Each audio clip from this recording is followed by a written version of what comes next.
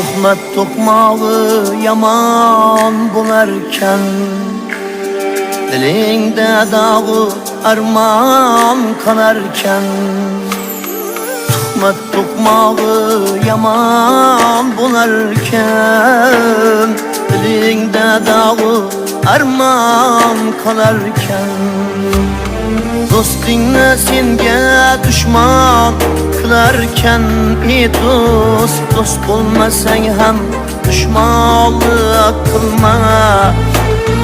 Dostinle sana düşman kılarken, dost olmasan ham düşmanlık kılma.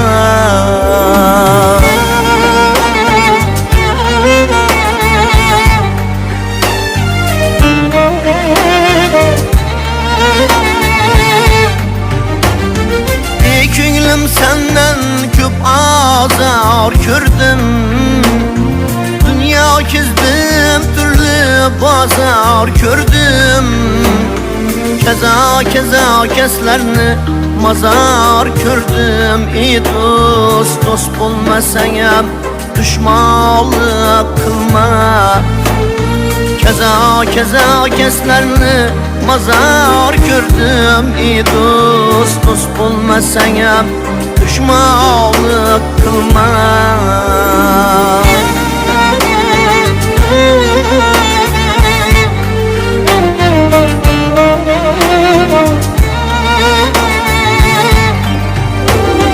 Göz geçse sözleri gelkeş, güya ki ciger dertkeşü dilkeş.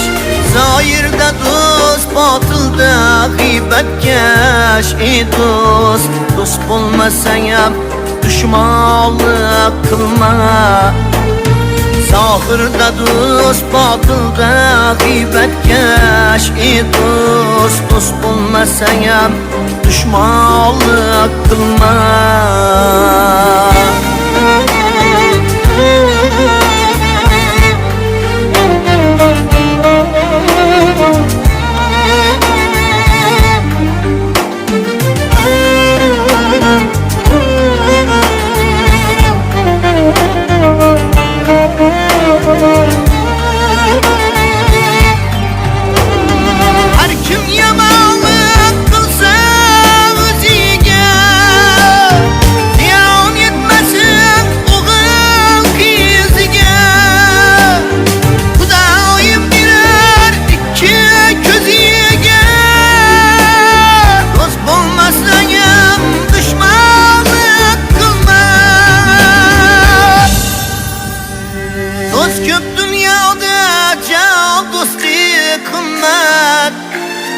Yetersen bir gün eylese himmet. Dilden dua al, dostlardan rahmet. Dost olmasan ham düşmanlık kılma.